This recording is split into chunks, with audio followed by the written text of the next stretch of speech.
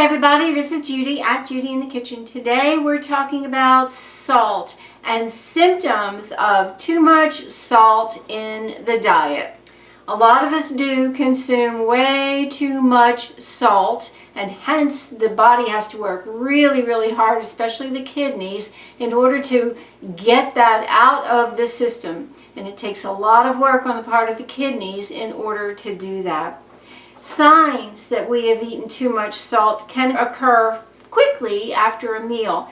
So number one is increased thirst. If you feel very thirsty after a meal, that is telling you that that meal had a lot of salt in there and you need extra fluid in order to process that extra salt that you've consumed. So that thirst is actually a sign of dehydration, and it's signaling the body to drink more. Hey, we need some fluid down here in order to process all this salt that you just ingested. I'm overloaded with sodium. The kidneys are working hard. Drink, if that is the case, and I mean drink water, fluid, okay, water, not alcohol, not sugary beverages, just water.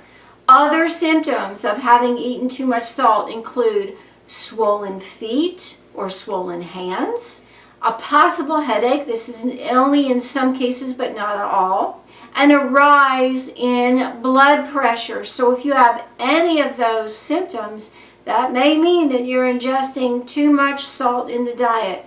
Now those symptoms may or may not be prolonged, since the kidneys are always working to balance out our sodium and fluid levels in the body. But if you continually overeat salt, the kidneys may not be able to eliminate all the excess sodium, and it may start to build up in the body. And that can lead to some very serious health risks associated with too much salt. We'll cover those in another video. Anyway, remember these symptoms, monitor yourself, and that will help to tell you if you're ingesting too much salt. Increased thirst, swollen feet or swollen hands, possible headache, and a rise in blood pressure. You all take care of yourselves now, and I'll see you again. Bye for now.